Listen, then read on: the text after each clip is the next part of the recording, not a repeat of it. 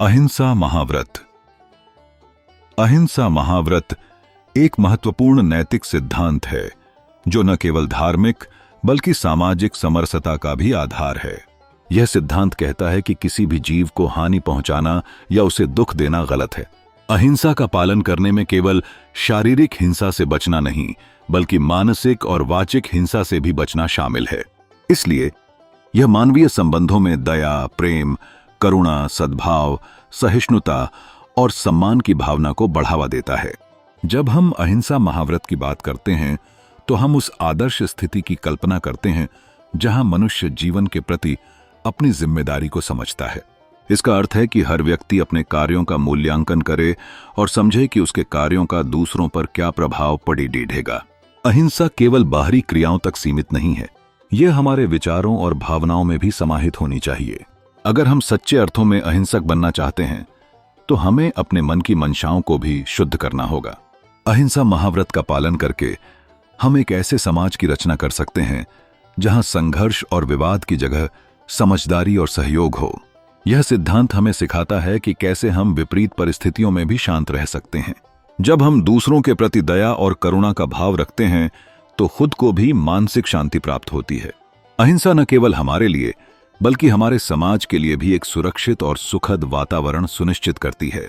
हमारी जिम्मेदारी है कि हम अहिंसा महाव्रत को अपने व्यक्तिगत जीवन में अपनाएं, चाहे वह परिवार में हो, दोस्ती में हो या पेशेवर संबंधों में।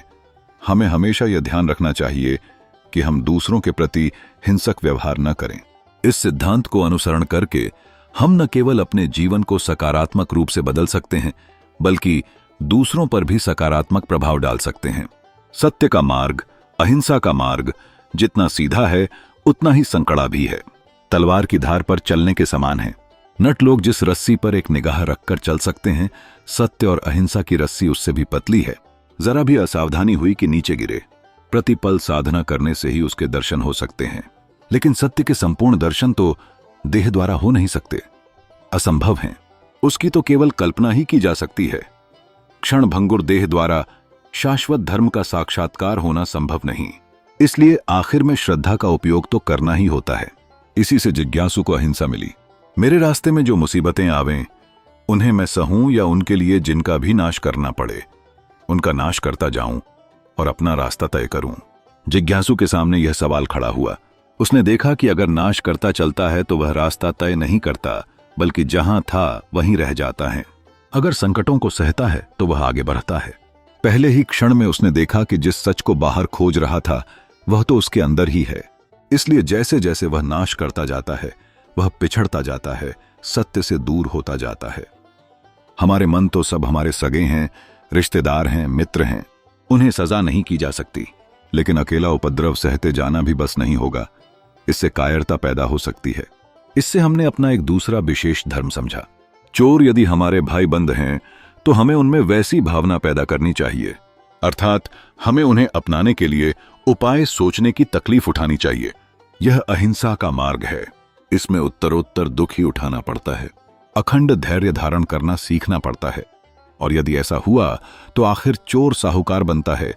हमें सत्य के अधिक स्पष्ट दर्शन होते हैं। इस तरह हम जगत को मित्र बनाना सीखते हैं। ईश्वर की, सत्य की महिमा अधिकाधिक जान पड़ती है। संकट सहते हुए भी शांति और सुख में वृद्धि होती है।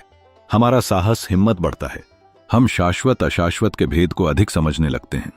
कर्तव्य अकर्तव्य का विचार करना सीखते हैं। अभिमान दूर होता है, नम्रता बढ़ती है, परिग्रह सहज ही कम होता है और देह के अंदर भरा हुआ मैल रोज कम होता जाता है। आज हम जिस स्थूल वस्तु को देखते हैं वही यह अहिंसा नहीं है। किसी को कभी न मारना तो है ही, कुविचार मात्र हिंसा है। उतावलापन, जल्दीपन हिंसा है। मिथ्या भाषण हिंसा है। द्वेष हिंसा है। किसी का बुरा चाहना हिंसा है। जिसकी दुनिया को जरूरत है उस पर कब्जा रखना भी हिंसा है। लेकिन यूं तो हम जो खाते हैं उसकी भी दुनिया को जरूरत है। जहां खड़े हैं वहां सैकड़ों सूक्ष्म जीव पड़े होते हैं। वे घबराते हैं, वह जगह उनकी है। तो क्या आत्महत्या कर लें? यह भी ठीक नहीं। विचार में देह की सब तरह की लाग लपट को छोड़ने से आखिर देह हमें छोड़ देगी। यह अमूर्छित स्वरूप ही सत्यनारायण है। इस प्रकार के दर्शन अधीर होने से नहीं हो सकते। देह हमारी नहीं है, यूं समझकर हमें मिली हुई थाती के धरोहर के रूप में हम उसका जो उपयोग कर सकें सो करके अपना रास्ता तय करते जाएं। तो भी जिसने अहिंसा का थोड़ा भी विचार किया होगा उसे यह समझने में मुश्किल ना आनी चाहिए। अंततः अहिंसा महाव्रत को समझना और अपनाना एक व्यापक प्रक्रिया है जिसमें धैर्य और प्रतिबद्धता की आवश्यकता होती है। जब हम इस सिद्धांत को अपने जीवन में एकीकृत करते हैं तो यह न केवल हमारा जीवन बदलता है बल्कि समाज को भी एक नई दिशा में ले जाता है। एक ऐसा समाज जहां अहिंसा का साम्राज्य हो, वह सभी जीवों के लिए एक आदर्श स्थिति होगी। अहिंसा और सत्य एक ऐसी यात्रा है जिसका साथ अविभाज्य है। जब हम अहिंसा को साधन मानते हैं और सत्य को साध्य, तब हम एक गहरी सच्चाई को समझते हैं। अहिंसा की रक्षा करना हमारे हाथों में है और क्षण भर के लिए भी अगर हम इसे छोड़ दें तो हम सत्य के अनुरूपता से भटक सकते हैं।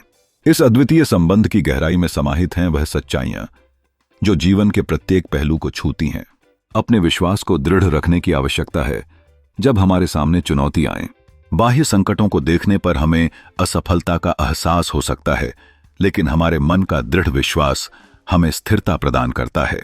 अहिंसा का मंत्र जपकर हम उसी सत्य का अनुभव कर सकते हैं जो अंततः हमें परमेश्वर के निकट लाता है।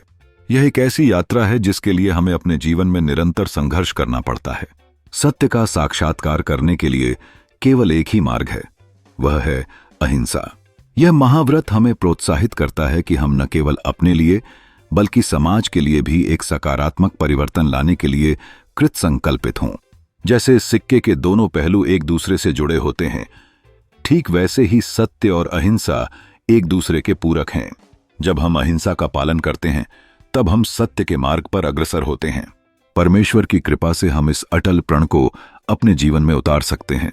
हमारा काम है अपनी साधना पर ध्यान केंद्रित करना और सत्य की खोज में निरंतर आगे बढ़ना। जब हम अपने जीवन में अहिंसा के सिद्धांतों को स्वीकार करेंगे तभी हम अपने लक्ष्य की ओर सफलतापूर्वक बढ़ सकेंगे। यह यात्रा कठिन हो सकती है, लेकिन इस पवित्र मार्ग पर चलने वाले हर व्यक्ति को अंततः सत्य के दिव्य दर्शन का लाभ सौंपेगा। इतना सब समझ लें कि अहिंसा के बिना सत्य की खोज असंभव है। अहिंसा और सत्य इतने ही ओतप्रोत हैं जितनी कि सिक्के के दोनों बाजू, साइड्स, या चिकनी चक्री के दोनों पहलू। उनमें कौन उलटा और कौन सीधा है। तो भी अहिंसा को हम साधन माने, सत्य को साध्य। साधन हमारे हाथ की बात है, इसी से अहिंसा परम धर्म कही गई और सत्य परमेश्वर हुआ। साधना की फिक्र करते रहेंगे तो साध्य के दर्शन किसी न किसी दिन तो कर ही लेंगे। इतना निश्चय किया कि बेड़ा पार हुआ। हमारे मार्ग में चाहे जो संकट आवें, बाह्य दृष्टि से देखने से हमारी चाहे जितनी हार होती दिखाई पड़े, तथापि हमारे मन के विश्वास को न डिगाते हुए हम एक ही मंत्र जपें, जो सत्य है, वही अहिंसा है, वही एक परमेश्वर है। इस सत्य के साक्षात्कार का एक ही मार्ग, एक ही साधन अहिंसा है। उसे कभी न छोड़ूंगा।